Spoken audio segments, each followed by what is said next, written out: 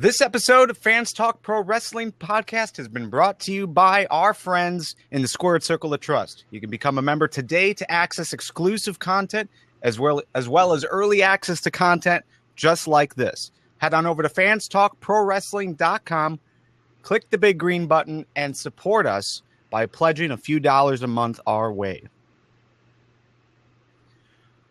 From the Fans Talk Podcast family at fanstalkpodcast.com, this is episode 291 of Fans Talk Pro Wrestling.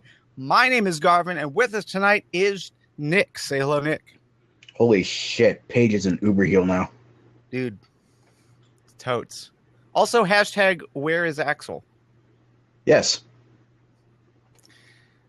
On this episode, we preview WWE Survivor Series 2015. We're going to talk about the WWE Raw Go Home show that is getting a lot of mixed reactions. Some people thought that the first 2 hours were great and the last hour sucked. Some people were in the middle, but really hated that final segment between Paige and Charlotte.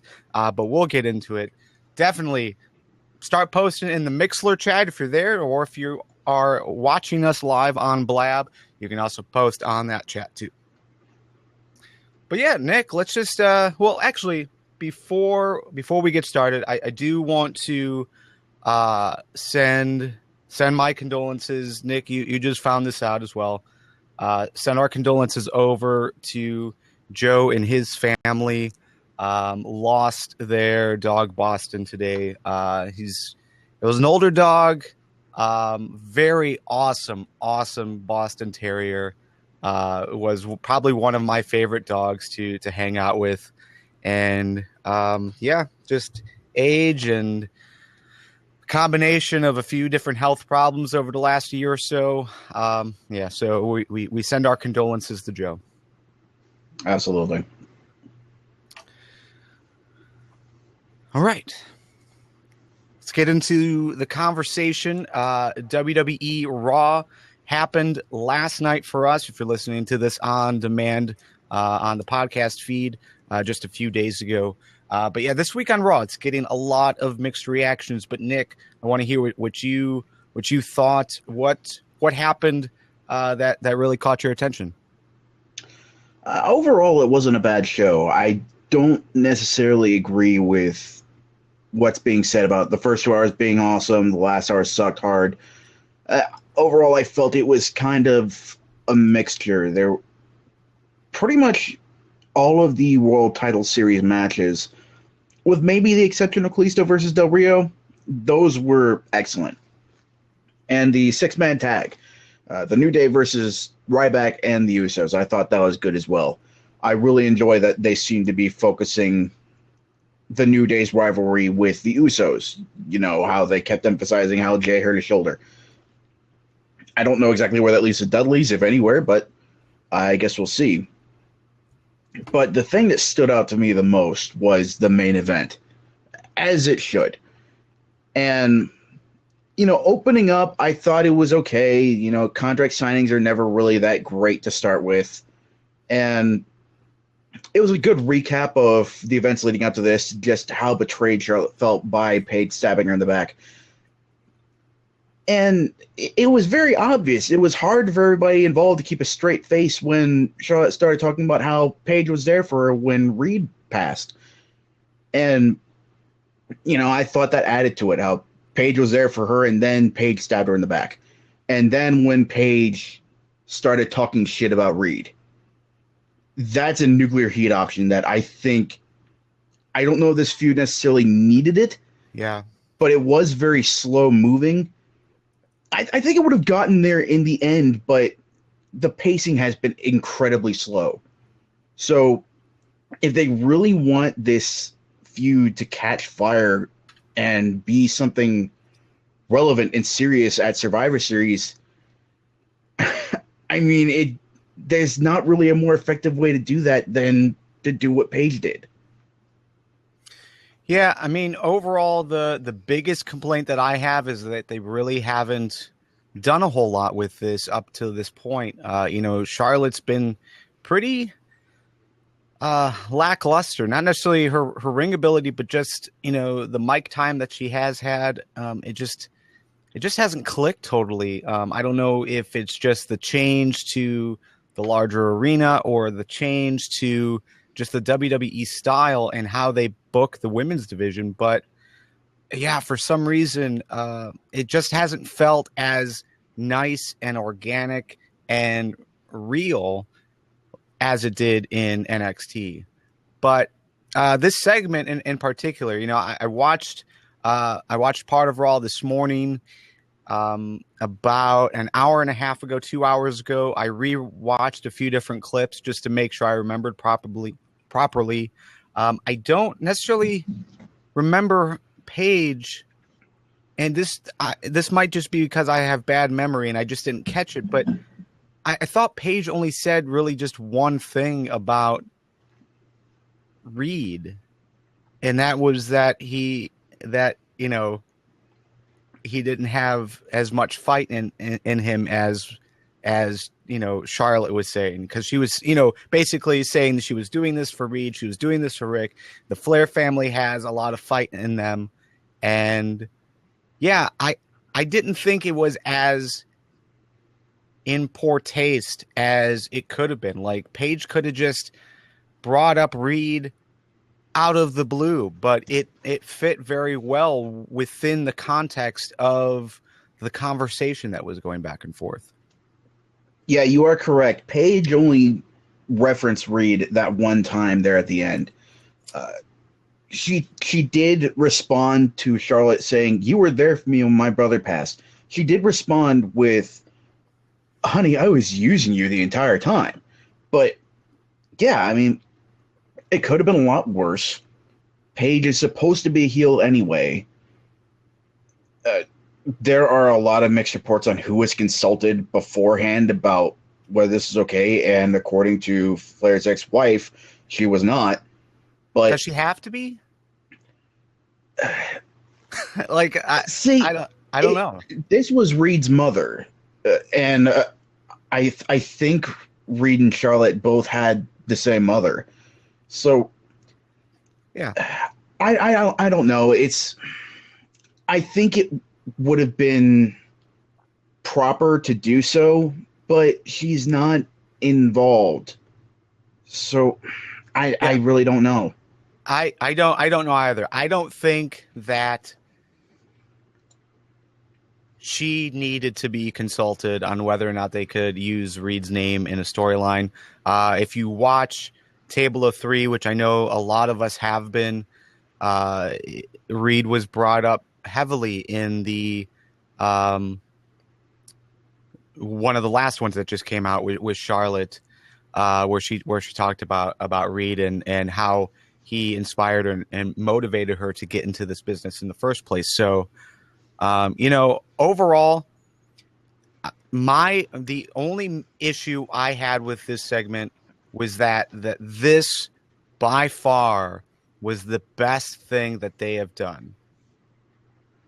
And if they had a month to build to this, it would have been a lot better and a lot more appreciated. But because that was Paige's one moment to do a really quality heel thing, it can come off as poor taste, because this was how they were going to sell the match instead of using the previous 4 Raws to do it. Yeah, if this whole revolution wasn't a thing, if they'd paced bringing people up better than they did, then I really think the scope would have been small enough that they really could have focused on Paige and Charlotte. And if Nikki was healthy and she was still around with Team Bella, I mean, God only knows how much time this feud would have gotten leading into this. But as things stand now, yeah, this was kind of out of the blue. Nobody really expected it, and you could kind of tell from the audience reaction. There was a noticeable reaction when Paige said that and when Charlotte attacked her. Right. But, it was obvious. Parts of that crowd just were not expecting that, and they were just silent. But going into Sunday, I really think that this is going to be one of those things that has a slow burn where it just sits with people as they register what actually happened. Yeah. And come Sunday, I think it would have been a bigger reaction if this if the Survivor Series was happening in actual Flair country, but Atlanta's kind of Flair country adjacent. So yeah, I think Paige is going to be one of the biggest heels going into Sunday. Yeah, I mean, the brawl that happened afterwards was so awesome. I thought like that was one of the more compelling fights, like brawls that we've seen on the outside. And the other thing that, whether it's on Reddit or whether it's anywhere else, no one is really talking about it. This is what ended Raw. The Divas Championship ended Raw. Yeah. That's a big deal. But again, it would have been a lot better, a lot more believable, a lot more compelling if they did a better job at telling the story the entire time.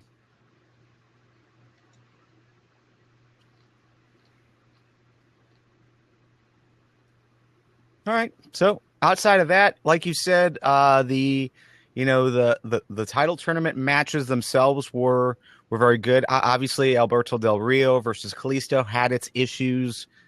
We can act like Reddit and blame Del Rio's lack of a want to actually do quality work in WWE now that he's getting paid as much as he is, quote unquote, or the fact that all of these botches could be attributed to Kalisto or anything like that. But at the end of the day, it was a bad match, and hopefully they can bounce back from that. I mean, Kalisto has been pushed very well, I thought, this entire tournament, whether it was going over Ryback or it was showing a lot of fight in this match against Del Rio. So yeah, I think overall there were still benefits that happened with Kalisto.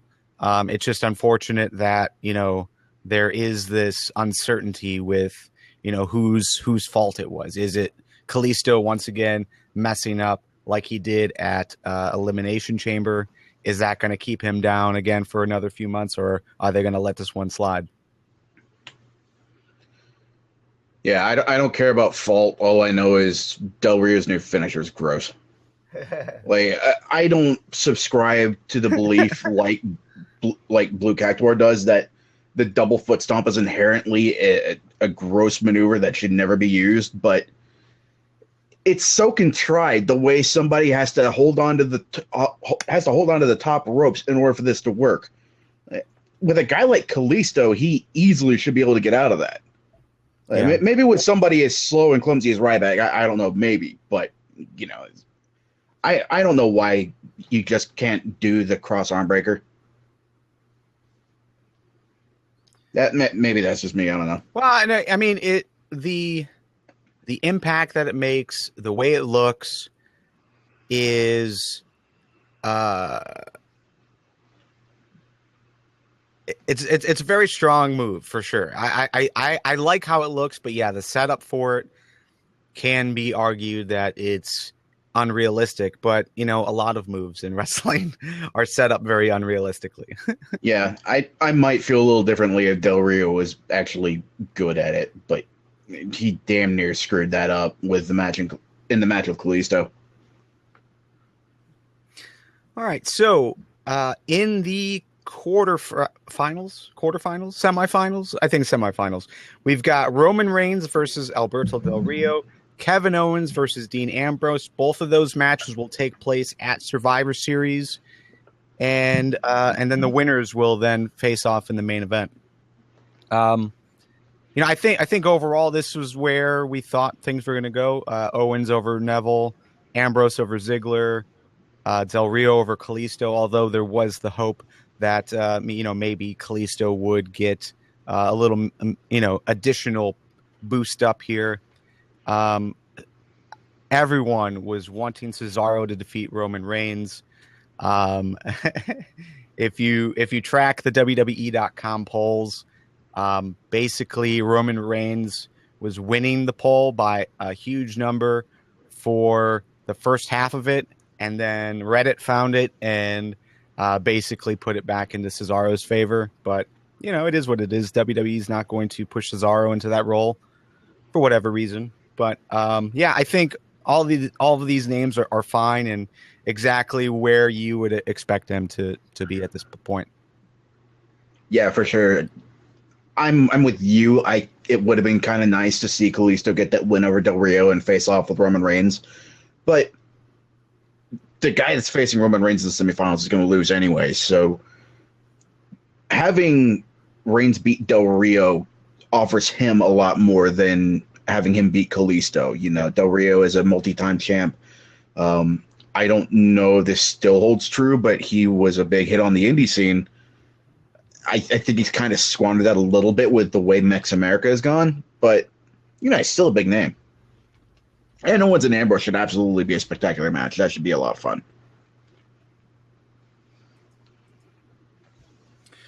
All right, anything else on Raw worth talking about? Other than maybe, you know, just how ridiculous it was to have Triple H basically play the role of rat, just slinking around in the back, hanging out in locker rooms, propositioning men to be his man left and right. Other than that, I don't think so. But other than the New Day being excellent as per usual, sure, that almost goes without saying. Yeah. All right. Well, I don't have anything else. So yeah, let's just jump right into the full card for WWE Survivor Series 2015. Only a few matches have been booked. It was just announced, I want to say about an hour before we started recording, that we will have a traditional Survivor Series match. Who knew? Who knew that they would do that? But yeah, they're going to do it, but they haven't named anyone yet. So we'll see. It's also possible we might get two, like one in the kickoff and one later on in the card. So let's start. Well, let's read down what we know for the card. We've got Charlotte versus Paige for the WWE Divas Championship. You've got Undertaker and Kane taking on two members of the Wyatt family. Dean Ambrose versus Kevin Owens, and Roman Reigns versus Alberto Del Rio in the semifinals of the tournament. And the winners will face off for the WWE World Heavyweight Championship, presumably in the main event. And then yeah, that's it. That's all the official ones. So unofficially, just trying to think who would make up these teams as far as the Survivor Series teams themselves. This is something we had talked about in weeks prior as far as like Team New Day versus Team Uso. Throw the Dudleys in that mix. Get another tag team in there in some capacity, or another standalone person, have it a 4-on-4 with New Day teaming up with one other person. So there's quite a few options here. Any other options that you're thinking about? The theory that I had in mind was, on one side you have the Usos and the Dudleys, and then with the New Day, if it's a 4-on-4 match, throw in Bo Dallas. He's not doing anything. They work well together. If it's 5-on-5, maybe this is a little bit out of left field, but again, the people involved aren't really doing anything right now. On the side of the Usos and the Dudleys, throw in Neville. He's got beef with New Day. He has been working with the Usos a lot since they came back. Right. And on the side of the New Day, maybe have Stardust and the Wasteland get in there.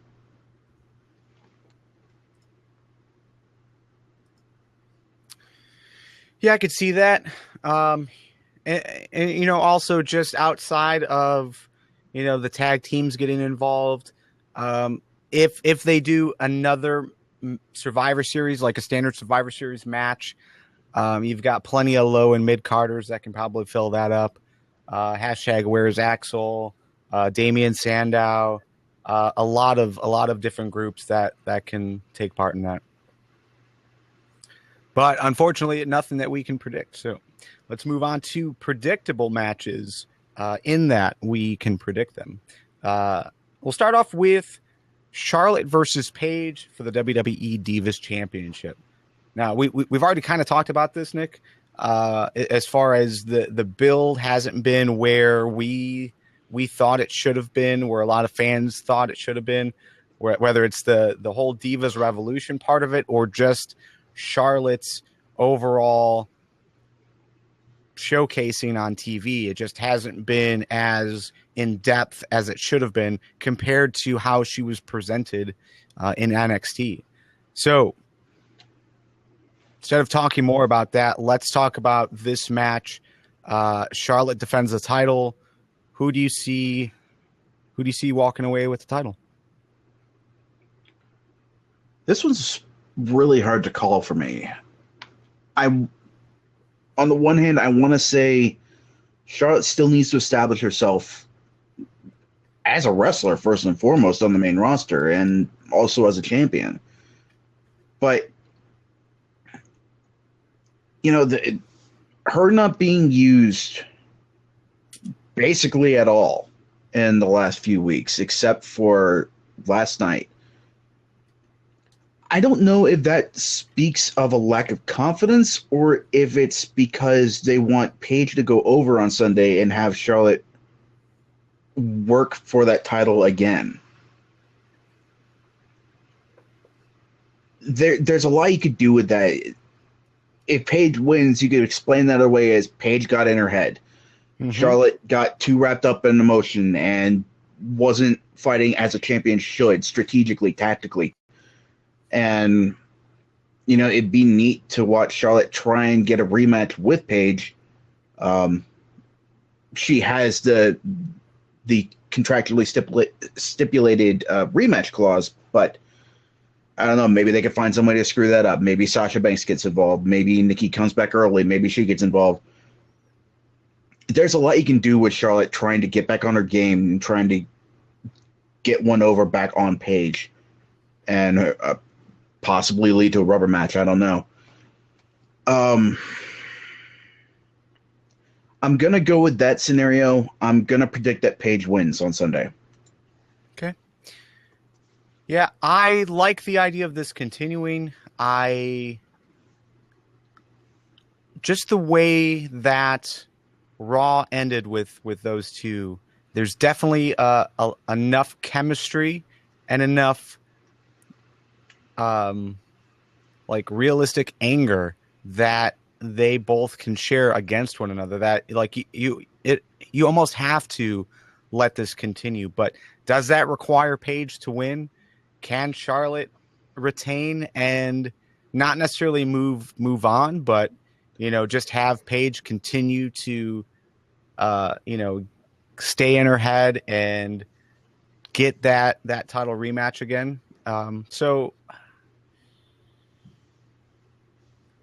for me, I'm going to go with Charlotte, but part of this is also just the historical context of the Divas Championship over the last 3 or 4 years, and there really hasn't been someone who has held the title for only a month or only 2 months. It seems like for the Divas Championship, they have given it to people and let them hold it for a long period of time. Like, I want to say Paige, didn't she hold the title for almost 5 or 6 months? I don't think she held it quite that long. It was at least a couple months, I think.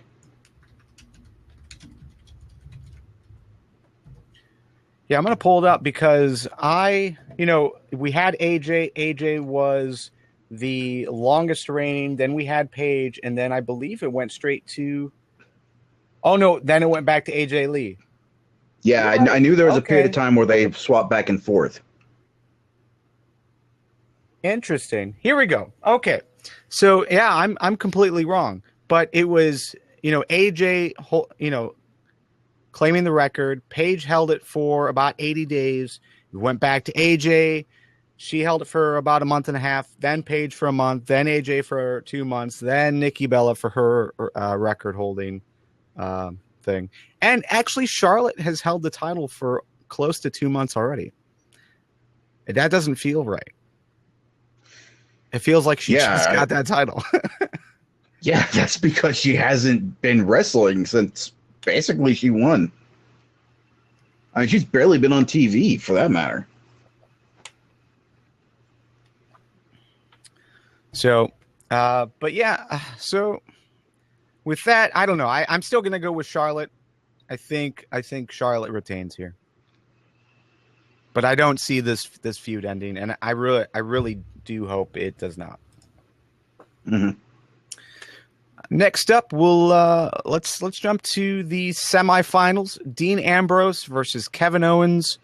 Winner advances to the WWE World Heavyweight Championship title match, most likely in the main event. Who you got, Nick? I'm betting on Ambrose beating Owens, Reigns beating Del Rio, and that would put Reigns and Ambrose in the main event. Last week, I postulated that Sheamus would cash in during this match and that he would win the title. I think I'm still going to stick with that. Basically everybody Triple H has approached about being his man has either turned him down or lost, or will probably lose on Sunday. So I'm betting, call him option B or option C at this point, but I'm betting on Triple H going to Mr. Money in the Bank and enlisting his services.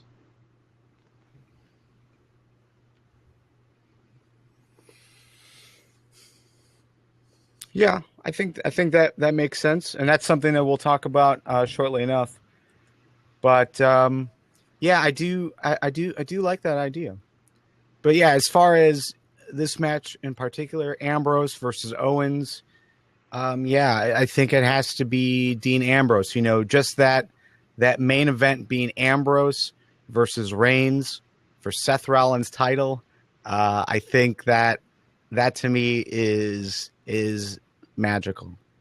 Just the fact that the Shield is where they are on at this point in their careers.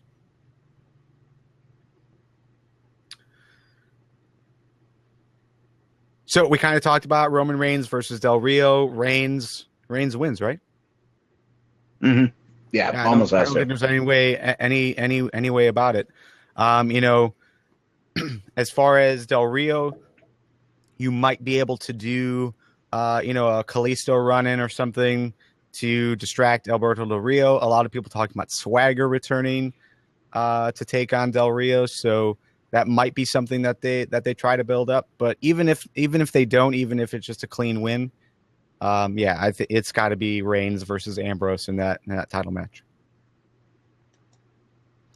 And really, just looking at our predictions from last week, this was pretty much the matchup that we thought that was going to happen. I don't really see any reason to change that. We all had Reigns versus Ambrose in the main event, and yeah, so I think that's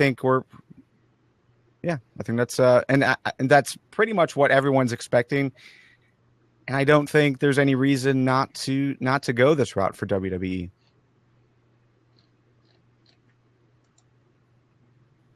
So let's talk about the main event then. We'll come back to Undertaker and Kane versus the Wyatts in just a second.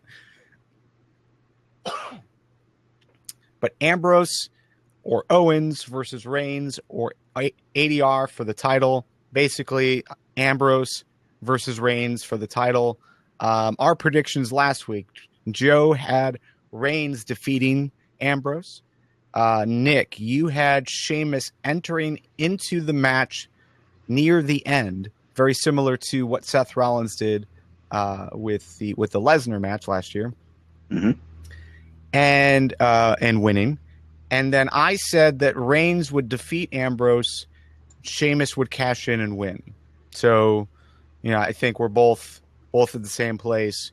Sheamus cashes in and takes home the title. At least that's what we said last week. So what are we saying? What are we saying this week? I'm sticking to my story. I think that Sheamus enters before the match ends and wins the whole thing. Probably by pinning Ambrose. But you also are throwing in that little caveat that it's not just him as the Money in the Bank winner, but him as Triple H's guy, the new member of the Authority. Mm-hmm. Yeah, Sheamus as the new man. Okay. Yeah, I really like that. I really like that angle. I think that would make sense. That's something that we've realistically been talking about Sheamus partnering with Triple H in some capacity for years now. So yeah, I would be totally for it. And yeah, having Triple H be the mouthpiece for Sheamus is a really intriguing idea. Because just Triple H has been awesome on the mic as of late.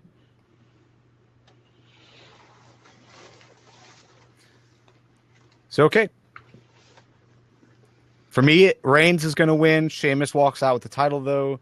Sheamus wins the match with the title. So, either way, Sheamus is going to be your champion at the end of Survivor Series, according to us.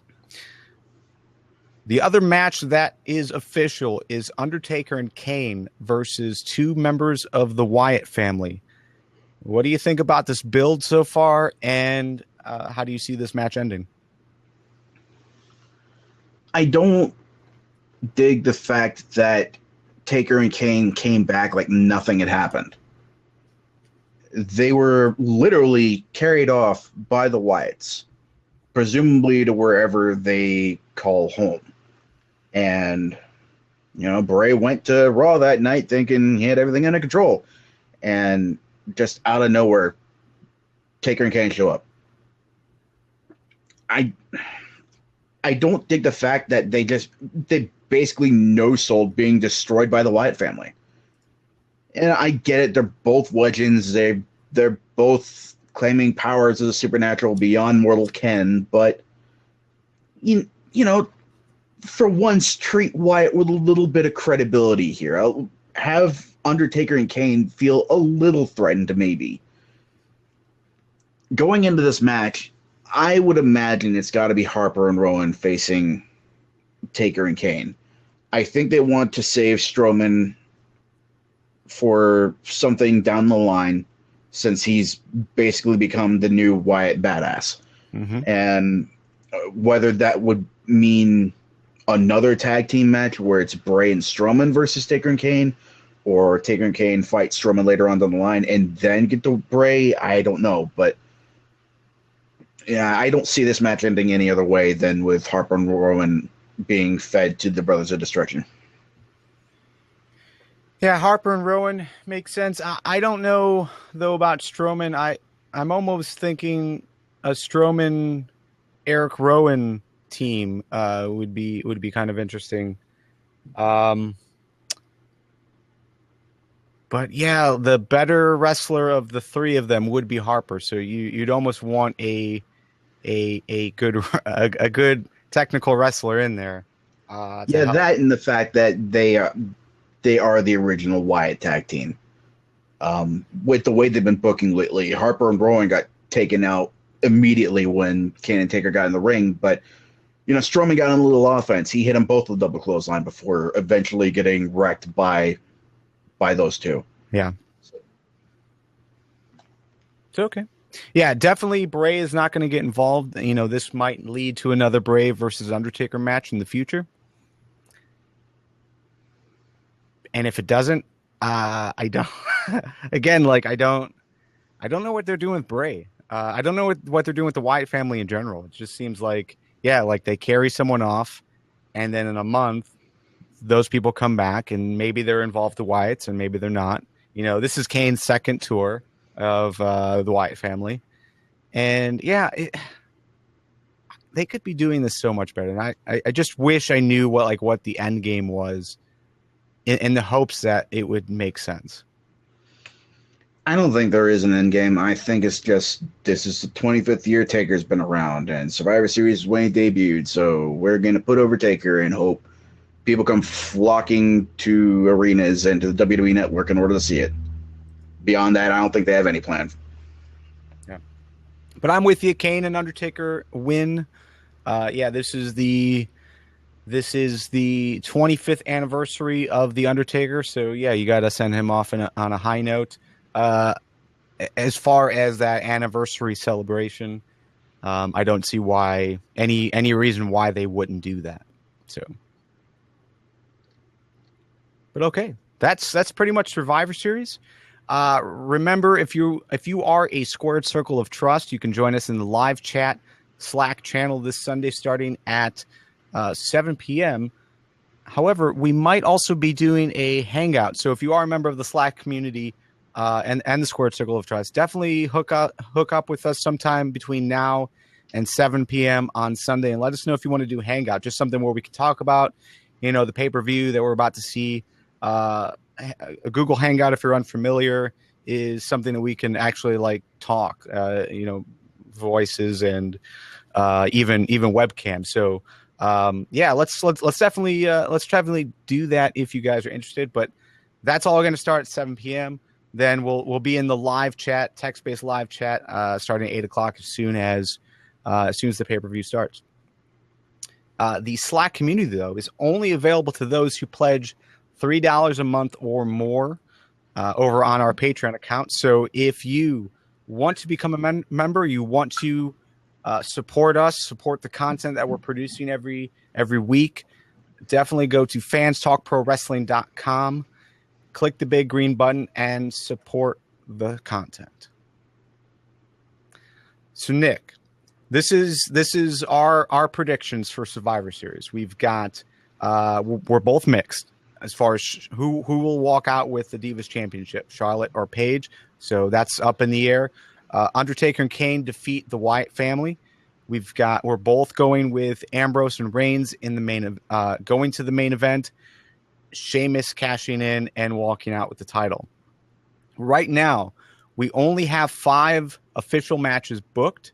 There's also the mystery standard Survivor Series match that has been announced, but no participants have been talked about yet. So that takes us to 6 matches. It should be noted that Kevin Owens and Alberto Del Rio, your Intercontinental Champion and U.S. Champion, are already involved in matches, so that won't take place. But maybe we'll get a New Day versus Usos match for the Tag Team Championships, like in the kickoff, or as somewhere in the middle of the card. So that could potentially take us up to seven matches, maybe an 8th match being another 5-on-5 Survivor Series match. Maybe we do have enough divas on the roster now to do something like that. So maybe that's what they do. Just looking historically for since 2011, we've had at least one Survivor Series standard match. But pretty much every year outside of 2011 and 2012, we had at least 8 matches. So 2011, we had 7, which included 4 title matches and a standard Survivor Series match. 2012 had 4 title matches and 2 standard 5-on-5 Survivor Series elimination matches. 2013 had 2 standard Survivor Series matches and only 3 championship matches. That's when we still had the WWE Championship and the World Heavyweight Championship, so they were always defended on the same card. And then last year, we had 8 matches. 1 was a standard 5-on-5 traditional Survivor Series match. And then we had a 4-on-4 Survivor Series match. That was a Divas-based one. And then two title matches, which included the Divas Championship. So there was no WWE Championship match at Survivor Series last year. So just some context, historical context of where they've gone. The Survivor Series matches are usually lasting about 20 to 45 minutes, kind of depending on what else is going on in the card. So theoretically, that could take up one of the hours, thus leaving room for the other 2 hours picking up the rest of the 5 or 6 matches on the card. But yeah, I'm predicting Dolph Ziggler loses a match. yeah, that sounds legit. All right, so with that in mind, Nick, are you looking forward to Survivor Series? I kind of am. Raw didn't necessarily work for me as a go-home show.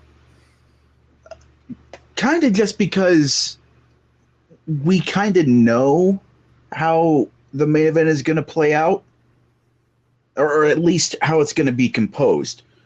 I don't believe the Intercontinental Champion is going to be fighting in the main event. I don't believe the U.S. Champion is going to be fighting in the main event. So that leaves 2 guys. Mainly, what Raw did its job at, as far as getting me interested, was the Divas Styles match. I am a lot more interested in that match now than I was before Raw. And I was kind of interested. Paige versus Charlotte should be a good match under any circumstance, but just knowing that there's that personal dimension there now, an extra level of animosity that's going to be felt throughout the match, just knowing that's going to be there has really piqued my interest in at least part of Survivor Series. Okay. Yeah, for me, I think I am looking forward to Survivor Series specifically for the Divas Championship match. I think that's going to be good. The tournament matches I think should be rather good. You know, anytime you get Owens in the ring, it's a good match. Roman Reigns versus Del Rio will probably be the worst of the 3, but that's not necessarily a bad thing. And yeah, I don't know. I mean, I'm not necessarily looking forward to the Wyatts versus the Brothers of Destruction. Just because you're right, Nick. It doesn't seem like there is an end game. There's never been a full follow through with anything that Bray Wyatt has done. It seems like he's gotten to the point where he's starting to get a good story, and you can see what his motivation is and where he's trying to go.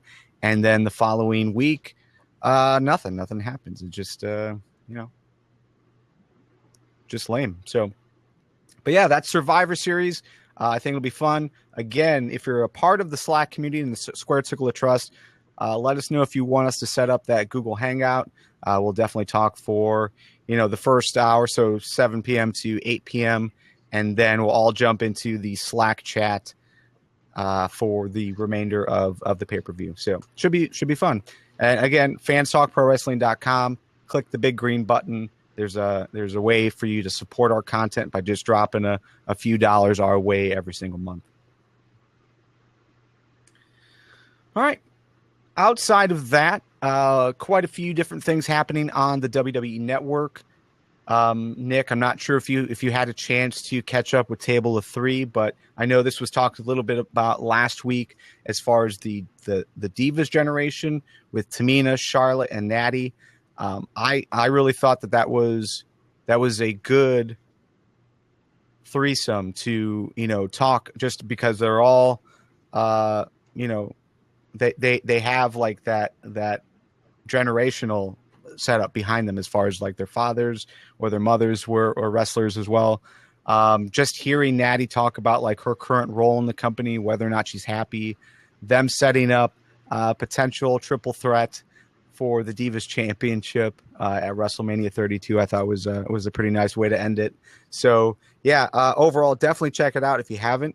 The other one that came out middle of last week was the King's Court, which was Regal, Sheamus, and Barrett, all European guys, all former Kings of the Ring, and just talking about the King of the Ring, what it meant for them, the way that they presented themselves as kings, as far as wearing the crown, wearing the cape, and what Sheamus did. And then it was just pretty cool hearing the three of them talk and hearing Regal compliment each of them for the good things that they're doing. I really want to hear Barrett talk about being King of the Ring and how that's worked out for him, because it really hasn't. Yeah. Well, and they all said the same thing. They all said that they were this is like the worst trio of Kings of the Ring, and that it didn't really help them at all as far as like win-loss records. Like, Sheamus has lost a bunch of matches. After he won, Barrett lost a lot of matches after he won. Regal wasn't even necessarily an active wrestler at the time. He was the Raw GM. So, how he used it was he just used it in the backstage role, or, doing like booking matches and that sort of thing. So he wasn't even competing at the time. So yeah, it was just all kind of strange, but yeah, I think overall it's just a great conversation. Legends with JBL was like a little sit-down interview. He did a 2-part about a month ago with Eric Bischoff, just talking about the WWE versus WCW feud, as well as the Attitude Era and where Eric Bischoff is now and what he's doing, if he'll ever get back into wrestling, that sort of thing. So it was an interesting interview, but I think what's coming up soon, I'm not sure when it's going to come out, but it's a Undertaker special. So just having a few different people on to talk about their history with the Undertaker and what Undertaker means to the business and all that sort of thing. So that should be pretty interesting too. Yeah, honestly, I have no interest in anything JBL is moderating, particularly when it comes to guys like Eric Bischoff. And I know that the Undertaker special, at least part of it, is going to be devoted to Undertaker's opponents. So it's going to be Triple H, it's going to be HBK. I don't have any interest in that. But yeah, historically speaking, I don't know, maybe there are some things that haven't come to light yet that maybe will be revealed in this. I don't know how, because it seems like they've buried the subjects into the ground, particularly the Monday Night War, but I don't know.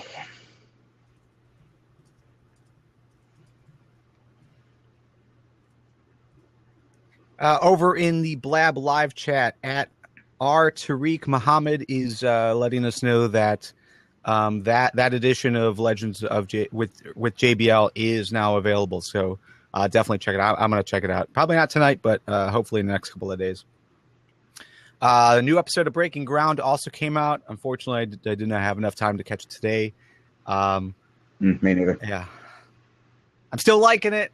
Kind of, again, we talked a bit in depth about this last week with Joe. It's just hard to tell where they're going with this and, who you should really care about. For me, it's nice to see like the backstage process and what these wrestlers go through to, get where they need to be at, on TV and whatnot. So I like it. William Shatner's a nice touch. But yeah, let's go into NXT this week on NXT. A bunch of stuff happened. Specifically, we got some answers to the whole, why Baron Corbin went after Apollo Crews, why Samoa Joe went after Finn Balor. So, Nick, what was why Joe? Why? Yeah, what was your thoughts about this week's NXT? I enjoyed it, as I have most episodes of NXT. I enjoyed that Apollo Crews cut off a Baron Corbin match to kick things off, and thus proving himself to be the ultimate babyface. And that's a little unfair of me. Corbin's come along some ways in recent months, but still, when it's just him beating Jobber of the Week, those matches I can do without. Right. I really enjoy the way Nia Jax is coming along, the way she moves in the ring, the way she carries herself, the attitude she's projecting. When she does the smile, that feels a little abrupt to me. Like she's still settling into that, but other than that, she moves and she wrestles like somebody a lot more experienced than she is. Obviously, she's grown up in the business, but I don't think she's been wrestling more than a year or two. So that's really impressive to me. And I think it's a good move as well to start using developmental talent that you haven't assigned characters to yet. The way they did with this week's opponent. I don't remember her name. It's Diona something. But that's a much better move than having guys like Ty Dillinger job for no reason at all. Right. Yeah, I'm with you about Nia Jax. I thought I really appreciate how they're building her. I mean, yes, it is, a big wrestler dominating smaller wrestlers, but it just feels different about it. Like there's just something about her that is just so interesting, compelling. I don't know if it's just like anytime she hits a big move, she turns and smiles, or there's just something different about her, and having a different look for a diva is a nice change. Absolutely. Speaking of divas, I thought Bayley and Alexa did a great job with the mixed 6-man tag. I actually enjoyed the Hype Bros a lot more than I have in the past. And that might just be because of how involved the crowd was in this match. And obviously the crowd was involved in this match because of Bayley, but just the way they kind of put on those extra touches, they mixed in the whole Hype Bro deal, and just the way Mojo was kind of getting into that was entertaining for me. Yeah, maybe the first time I've really enjoyed Mojo in any capacity. It was kind of cool to see the crowd getting into him in a sincere way, and for him to play off of that so well. So I agree that it was a nice change of pace, but I still can't stand the dude. And Zack Ryder in this spot, no. Yeah, I wish that Ryder was a little more of the veteran in this relationship.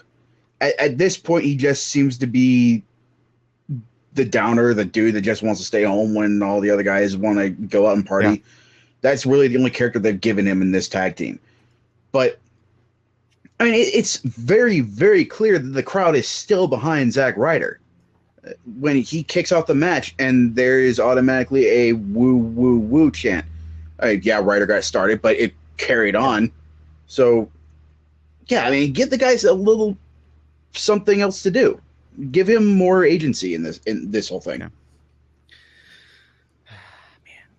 Alexa, Bayley, I think that feud is really looking attractive. As far as how they've worked together so far, the whole Alexa taking the title after the match and them brawling, behind the scenes kind of thing. I thought that whole series was, the whole series of segments was pretty cool, and especially with Nia Jax, basically helping Bayley only to make it known that she wants that title as well. So I really, again, I was scared when all of the top women left to go to Raw, just leaving Bayley without a lot of different competition, but with Alexa Bliss stepping up, I think that's cool. With Asuka, Nia Jax, you do have a really cool division right now. Mm-hmm, absolutely. And I don't think Dana Brooke brings all that much to the table as far as being a force to be reckoned with, but being paired with Emma gives them both a little something more. Yeah. And I don't know about Peyton Royce yet, but Billie Kay does seem like she has some promise, at least as much as Emma has. She's shown a little bit of character and a little bit of attitude. Yeah, and they're good wrestlers too. I've really enjoyed. Yeah. I mean, overall, like, we don't know who these who these new I mean, right now they're being used as in that jobber role, but they're still showing a lot of promise. So yeah, there's a lot of good movement there. We also saw the Mechanics versus the Vaudevillains. Mechanics, your new NXT Tag Team Champions. Are you surprised? Not particularly.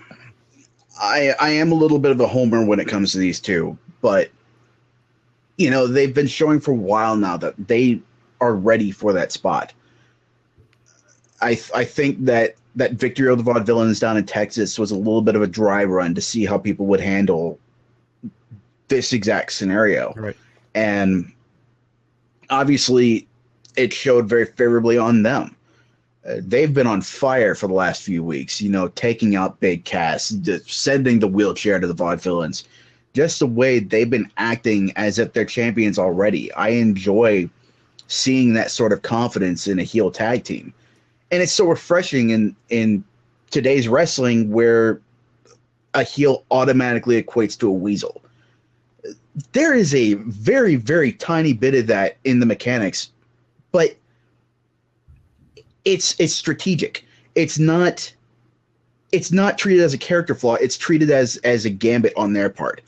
Like when Dawson climbed into the ring in clear view of the ref and started to get involved, and he gets backed out and he's holding up his hands. I'm sorry, and that allowed Dash to cheat to get out of a predicament with Aiden. Right. I really enjoyed the way these two are employing tag team strategy, and it's past time for that. I think. Yeah, and like Beanbags is saying in the live chat over on Mixler, they are very reminiscent of like a 1985, 1980s NWA tag team. How they work, and really the look too. So overall, I think the Brainbusters, the Andersons. Yeah, really, I think they. I had my doubts with them, but I'm with you. I'm liking everything they're doing right now.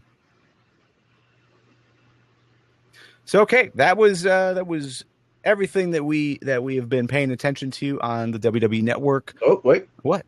Not quite everything. We still got Joe. Oh, Joe and Balor. We briefly touched on it, but Joe and Balor, go ahead and talk about it. This is another aspect of heel personas in NXT, kind of bring back things that the WWE's been missing for a while. For one thing, the heel now has a legitimate reason for turning. He wanted a title shot from Finn Balor when he went into the Tag Team Classic. Balor gave that to him, but as Joe was saying, he didn't back up his words with actions. Right. He just let Regal take that away from him and have Regal put Joe in a battle royal. He's been feeling disrespected by NXT from the word go. The fact that Joe has to go into a battle royal in order to get a shot, that's insulting. And it doesn't paint Joe as sympathetic, but you get it. Kind of like what Owens has been doing for a while now. He's still a dick, but you get it. Yeah. Yeah, and so I'm with you. The way that Joe choked him out as well. Yeah. I really enjoyed the way both of them pulled that off. Just the way Balor sold it afterwards. That's something that's been missing. Yeah, the most entertaining heels are the ones that are super logical about it. Like, yeah, he was wronged, and yeah, he's gonna go after he wants, regardless of what people are saying. This is what he's in the business for. Just like with Owens. Owens is always talking about, like, he wants to be champion because the champion is the one that has the money, and he's got to make the money for his family and his kid. So, that's not really a heel thing. It's a logical thing, but who he's going up against is, makes him the heel. So, but yeah, I'm with you. I like this as well. Now, can we move on? Yeah, I suppose. Okay. So that's what we were paying attention to, the WWE Network. Also, I'm going to be tuning in over the next couple of days as well. This is Undertaker week. They've been doing a lot of like best ofs and top 10 matches, top 10 match endings, that sort of thing. So definitely a lot of cool content being thrown up there for the Undertaker. Makes it really feel like Hall of Fame is coming soon. But should be really interesting content. I know a lot of people have been talking about it. A lot of people talking about it in the chat over on Blab.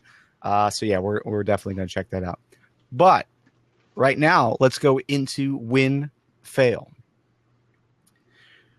For those joining the conversation for the first time, win fail is our chance to acknowledge both the best things that happened in WWE this week, as well as the worst things that happened this week. So, Nick, what was your win of the week?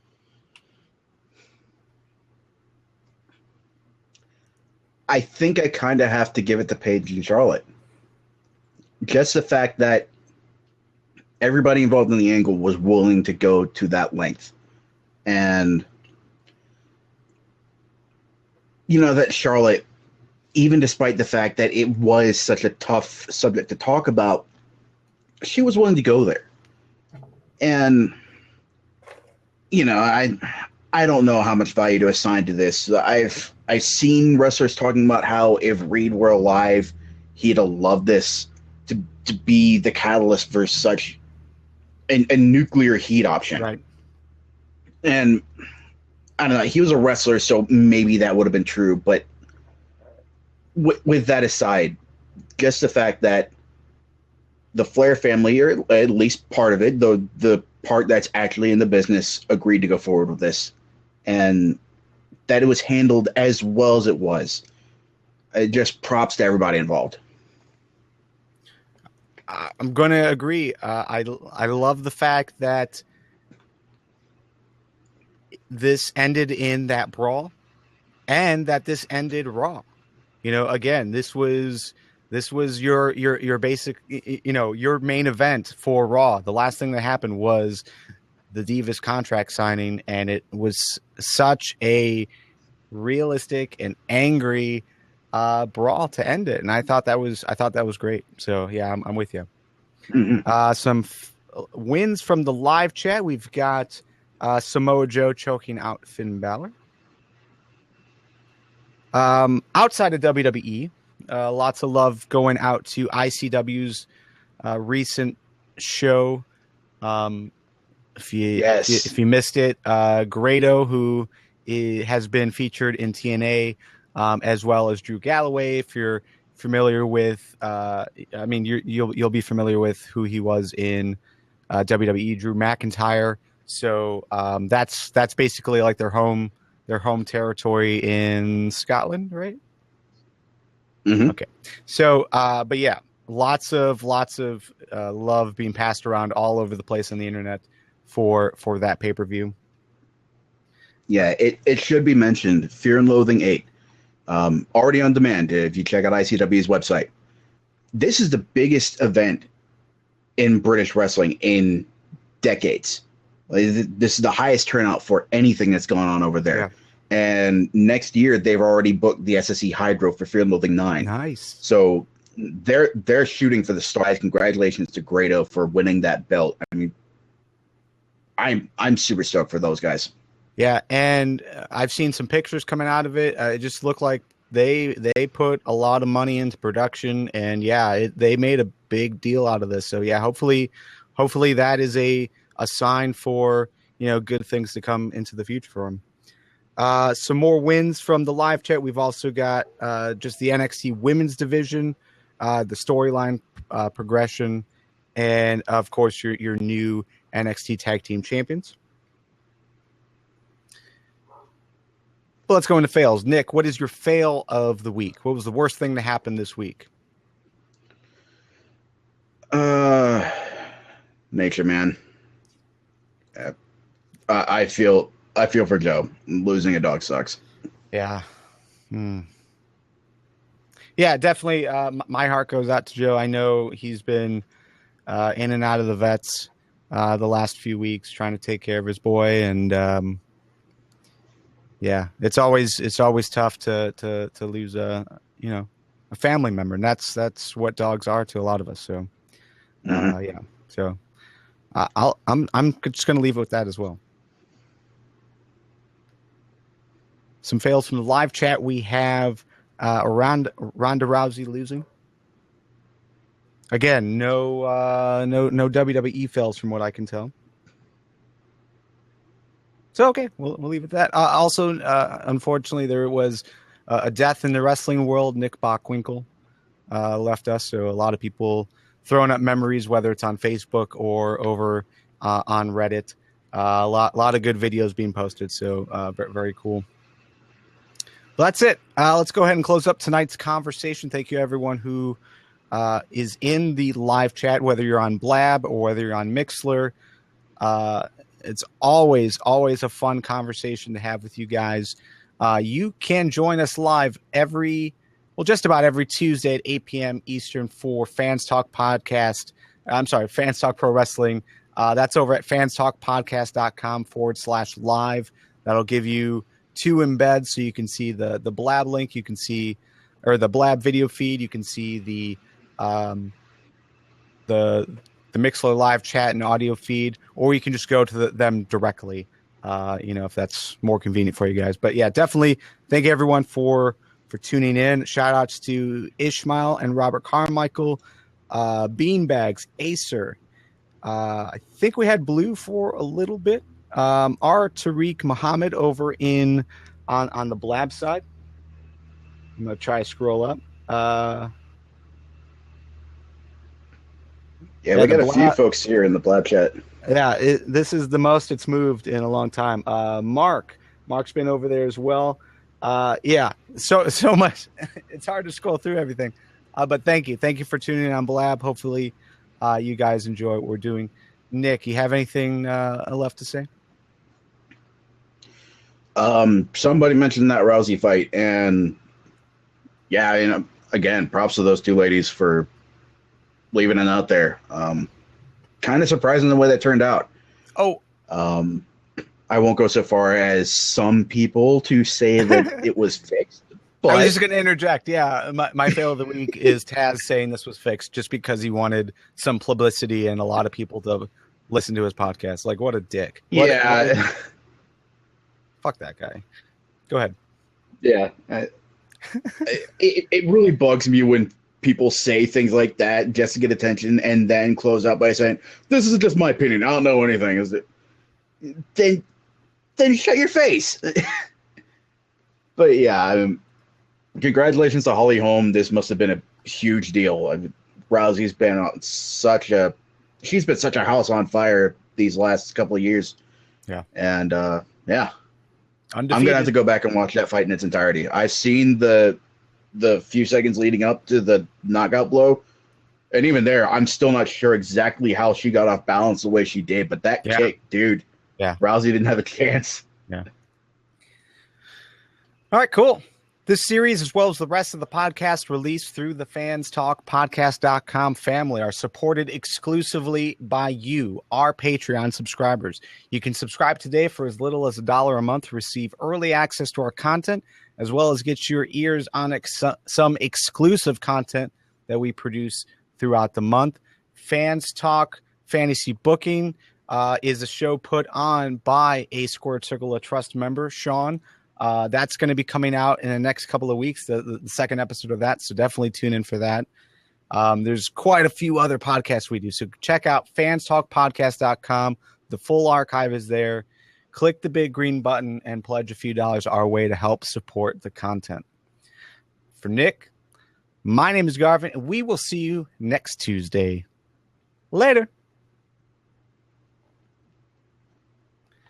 Fans Talk Pro Wrestling is part of the Fans Talk Podcast family, can be found at fanstalkprowrestling.com.